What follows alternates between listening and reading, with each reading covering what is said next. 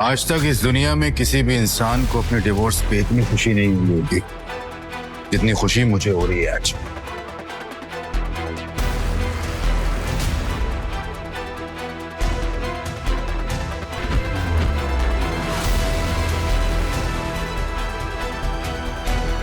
कुणाल ने एयरपोर्ट से बाहर आते हुए एक लड़की को देखा और फिर देखता ही रह गया। Hi miss Godwill. जब इसको देखता हूँ ऐसा लगता है कैसे गुनाहों की सजा मिल रही है जो गुनाह मैंने कभी किए ही नहीं। अब लगता है मनाली में आप पहली बार आए। टैक्सी।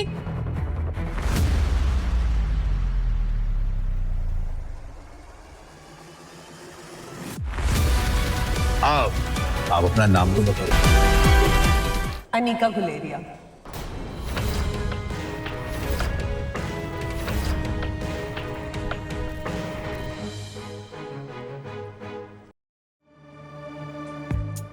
आप अनिका गुलेरिया को ही पिक करने आए हो ना?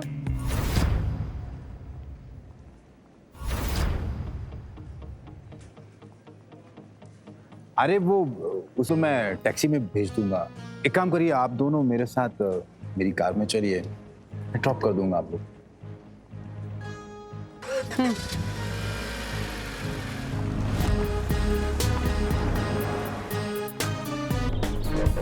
अगले 1 घंटे में अनिका की टैक्सी मनाली की सबसे बड़ी 5 स्टार होटल पैराडाइज इंटरनेशनल में दाखिल हुई।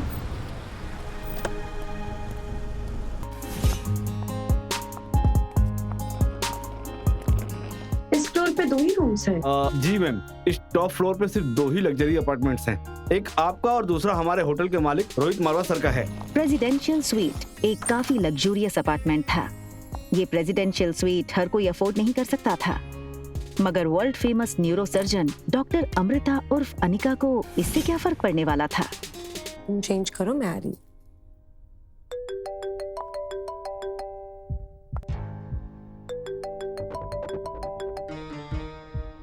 Hello Anika, what kind of behavior is this? Kunal 2 घंटों से एयरपोर्ट पर तुम्हारा इंतजार करता रहा। तुम उसके साथ आई क्यों नहीं? कहाँ हो तुम? आ रही हूँ मैं। अनिका और उसके पिता गौतम के रिश्तों में दरार की वजह गौतम खुद था। 6 साल पहले गौतम ने अनिका से मुंह फेर लिया था और उसकी बेटी रिया को अपनाने से मना कर दिया था। इन 6 सालों में गौतम ने कभी भी अनिका को याद नहीं किया और आज उससे डिवोर्स पेपर साइन करने के लिए बार बार कॉल किए जा रहे हैं। लेकिन डिवोर्स पेपर के साथ साथ गौतम अनिका से कुछ और भी चाहता था। लेकिन क्या? तभी अनिका के फोन पर उसकी असिस्टेंट राजलक्ष्मी का फोन आया। हेलो मैडम, अरे फिर से वो बिजनेस टाइकून रोहित मारवा का मेल आया था। वो अपनी दादी माँ का इलाज देश की सबसे बड़े न्यूरोसर्जन डॉक्टर अमृता यानी आपसे करवाना चाहता है।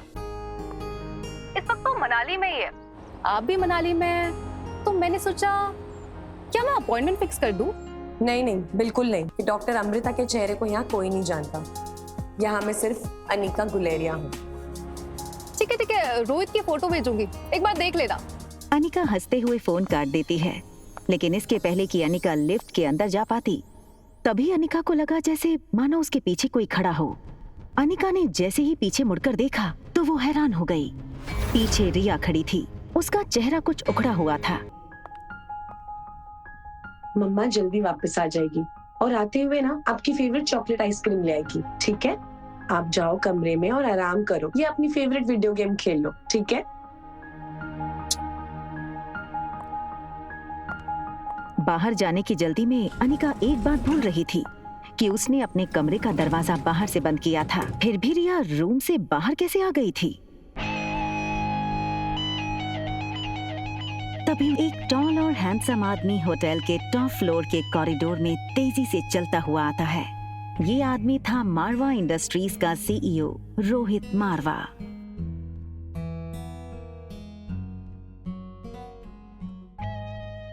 बेटा तुमसे कितनी बार कहा है कि बिना बताए रूम से बाहर मत निकला करो। मेरी बात सुनते क्यों नहीं आ रही? जिस लड़की को रिया समझकर कुछ ही पल पहले अनिका ने बात की थी, वो बच्चा रिया नहीं बल्कि आर्यन था।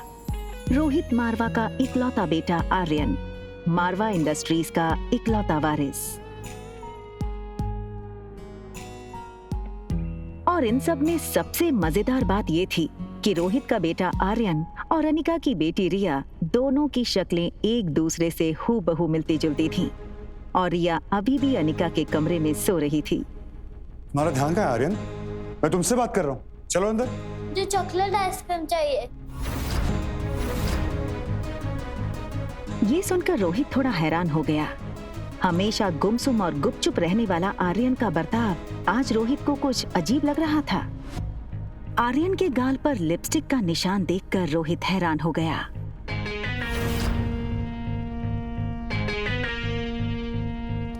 रोहित ने तुरंत सिक्योरिटी चीफ को फोन करके उसके रूम के बाहर का सीसीटीवी फुटेज तुरंत मंगवाया।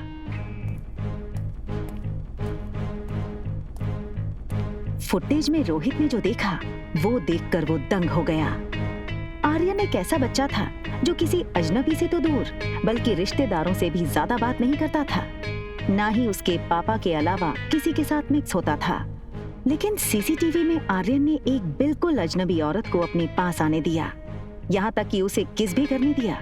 ये बात रोहित को बड़ी अजीब लगी। दूसरी तरफ अनिका गुलेरिया हाउस पहुंच गई थी। गुलेरिया हाउस उसका अपना घर। कामिनी यानी अनिका की सौतेली छोटी बहन, उसी के बर्थडे की पार्टी चल रही थी।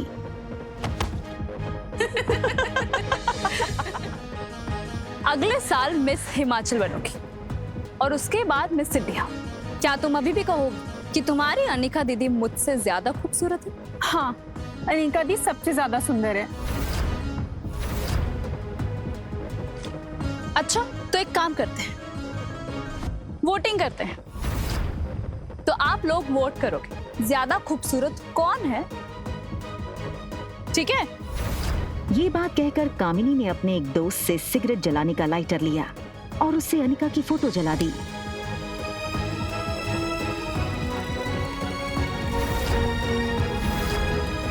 दूर खड़ी अनिका चुपचाप ये सब देख रही थी।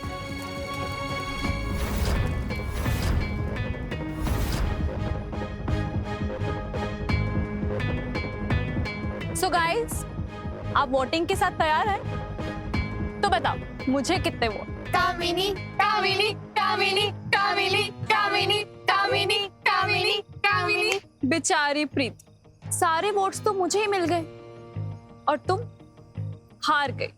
चलो कोई बात नहीं, अब हार ही गई हो तो इसकी सजा तो मिलनी होगी। तो तुम्हारी सजा ये है कि तुम्हारी इस खूबसूरत मोटी दीदी की फोटो तो मैंने इस जूस के ग्लास में डाल दी, तो बस तुम्हें अब इसे पीना है।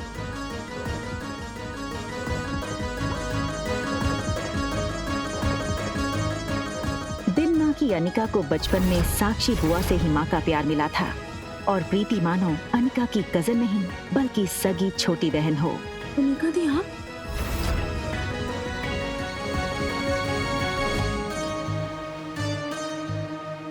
हार और जीत का फैसला खेल खत्म होने के बाद होता है और खेल अभी खत्म नहीं हुआ है। अरे यार, ये अनिका इतनी खूबसूरत कैसे लग रही है? हाँ यार, किसी फिल्म की हीरोइन जैसे लगने लगी है। Oh my God, she looks so sexy. जीत किसकी हुई है ये तो पक्का हो गया है, तो अब जो सजा तय करी थी वो पूरी कर ली जाए। चलो पी लो।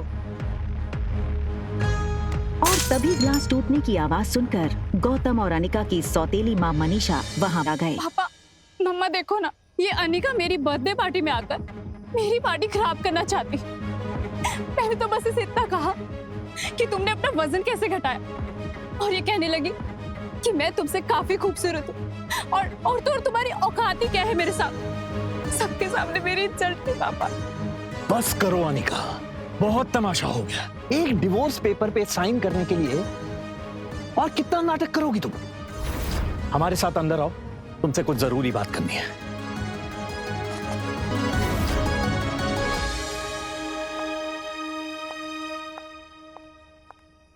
देखो अनिका, जो हो गया सो हो गया।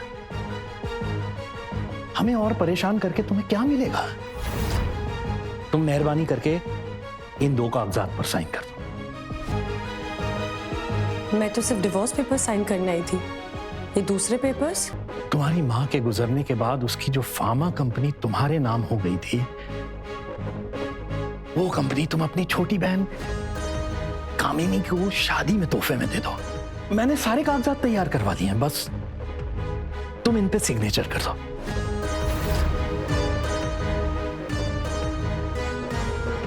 वो कभी सोच नहीं सकती थी कि डोगरा खानदान के साथ रिश्ता बनाए रखने के लिए उसके पापा इतना नीचे गिर सकते हैं।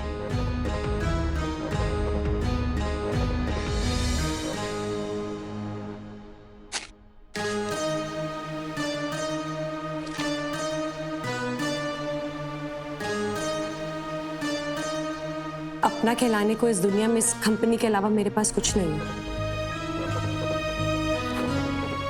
माफ कर दीजिएगा, लेकिन ये कंपनी मैं आपको नहीं दे सकती।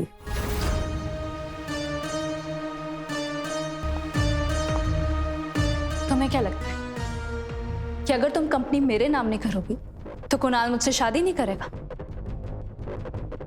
वह मैं तुम्हारा। कुणाल मुझसे शादी इसलिए करना चाहता है क्योंकि वो मुझे पसंद करता है, ना कि तुम्हारी उस फैक्ट्री के लिए, जैसे उसे तुम्हारे साथ करनी पड़ी। लेकिन तुम ये सब नहीं देख सकती हो क्योंकि तुम मुझसे बचपन से ही चलती हो। कौन किससे जलता है ना, इसका नमूना तुम बाहर देख चुकी हो। समझती क्या हो अपने आप को?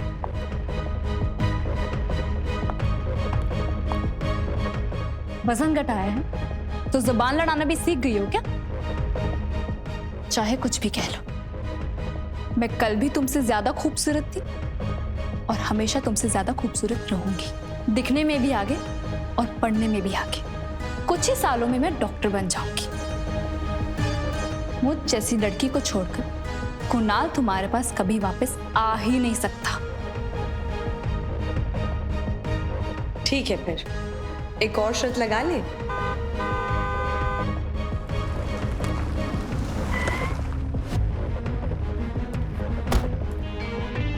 दो घंटा इसने मुझे एयरपोर्ट पे वेट कराया। अनिका, कहाँ हो तुम?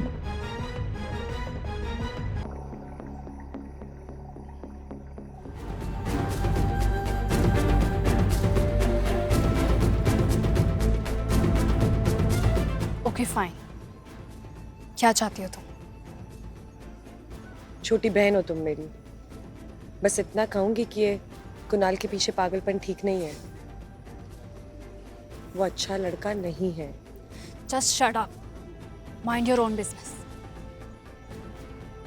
मुझे सब पता है कि कौन कैसा है, और अगर तुम्हें इतनी फिक्र है तो कंपनी मेरे नाम क्यों नहीं कर देती? वैसे किसके लिए बचा कर रखी है ये कंपनी? अपने यार के लिए?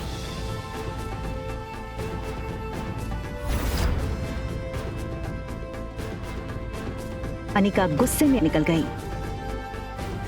तभी वहां भागते हुए प्रीति आई।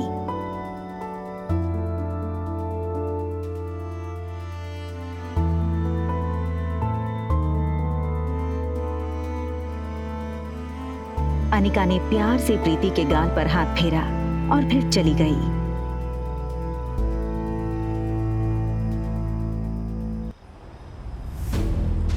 अनिका दुनिया में हर चीज से लड़ सकती थी, मगर कोई उसकी बेटी को कहे ये उसे बर्दाश्त नहीं था। किसके लिए बचा कर रखी है कंपनी? लेकिन इसके साथ ही उसके पास इस बात का भी कोई जवाब नहीं था कि रिया का बाप था कौन। अनिका आज तक उसकी जिंदगी की इस सबसे बड़ी पहेली को सुलझा नहीं पाई थी। वो ये सब सोच ही रही थी कि तभी अचानक उसे कुछ याद आया। अनिका ने अपनी फार्मा कंपनी के पुराने वफादार मैनेजर मनोज को फोन लगाया। Hello uncle. आज इतने सालों बाद कंपनी के मालकिन ने इस मुलाजिम को याद किया? एक्चुअली बस ये पूछना था कि कंपनी ठीक तो चल रही है ना? बेटा बस यूं समझ लो, डूबती नाव में बस छेद पकड़ के बैठा हूँ। फिर भी सालाना 4-5 लाख का प्रॉफिट हो जाता है, जो मैं गौतम जी को भिजवा देता हूँ। अगर तुम चाहो तो अगली बार से तुम्हें भेज दूँ। नहीं नहीं अंकल, उसकी कोई जरूरत नहीं है। आप अपना ख्याल रखिएगा।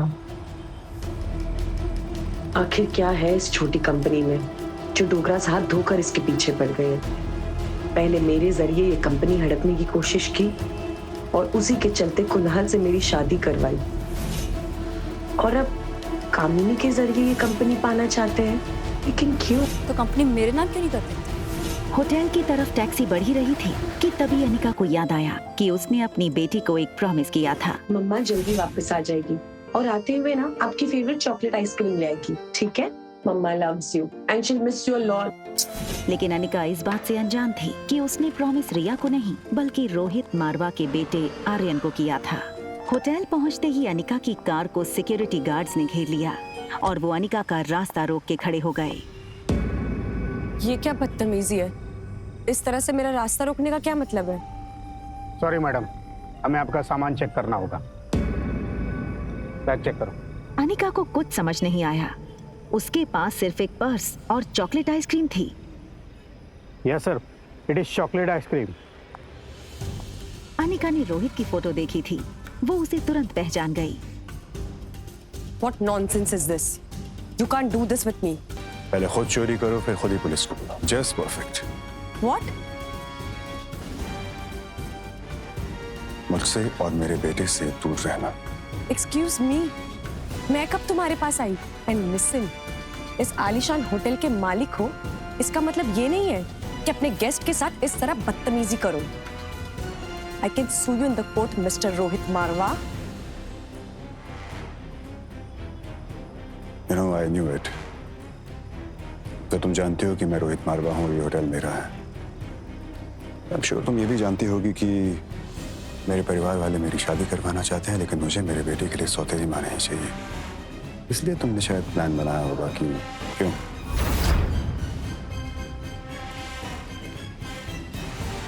Just stay away from my son. Right?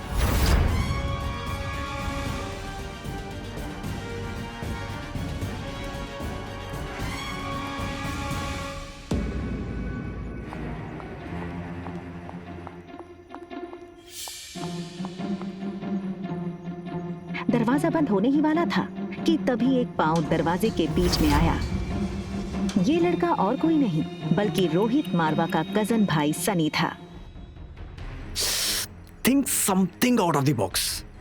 आप ही की तरह काफी लड़कियां पहले भी कोशिश कर चुकी हैं, ये तरीका भी पहले अपना चुकी हैं, लेकिन जो मेरे भैया है ना, वो बहुत स्ट्रिक्ट है। वो किसी से मिलते ही नहीं है और ना ही उनसे या फिर आर्यन से कोई मिल सकता है, मेरे सिवा।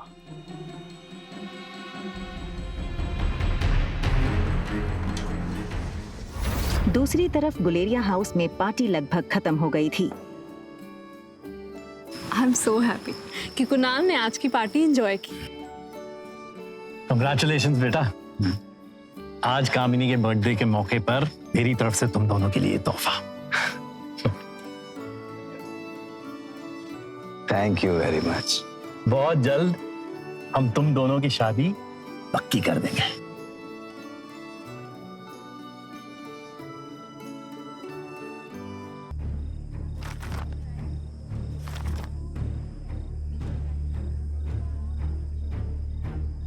ये क्या है? ये सिर्फ डिवोर्स पेपर्स है। कंपनी के पेपर्स कहाँ हैं? ये हो सकती है शादी। कंपनी के पेपर्स अगर नहीं मिले तो मेरे घर वाले इस शादी के लिए नहीं मानेंगे और ना ही मैं। रखिए, चलो।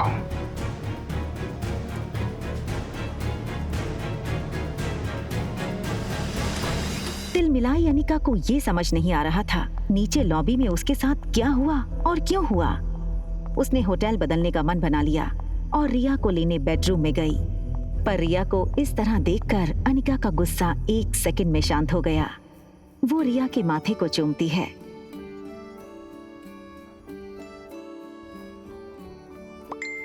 तभी उसके फोन में एक नोटिफिकेशन आया।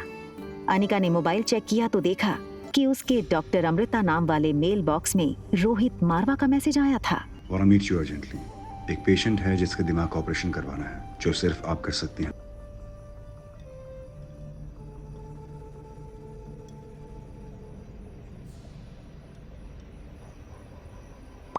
दिमाग का इलाज पहले आपको करवाना चाहिए। वहाँ रोहित डॉक्टर अमृता का मैसेज पढ़कर शॉक हो गया। रोहित को समझ नहीं आया कि डॉक्टर अमृता जैसी बड़ी न्यूरोसर्जन उसे ऐसे क्यों कह रही थी। रोहित ने अपनी कंपनी के आईटी हेड सैम को फोन लगाया। Hello Sam. Yes sir. Is there anything I can do for you sir? Yes, मेरे ऑफिशियल मेल अकाउंट पर अभी डॉक्टर अमृता का मेल आया है। पता करो वो मेल की लोकेशन कहाँ है। बस गिव मी सम टाइम। या सन? भैया भैया जल्दी आइए, आज इनको कुछ हो गया है।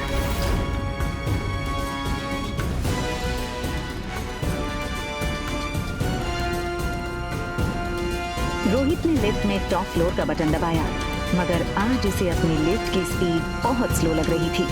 आर्यन पर जरा सी तकलीफ आए तो रोहित बर्दाश्त नहीं कर सकता था। सनी दरवाजे पर रोहित का इंतजार कर रहा था।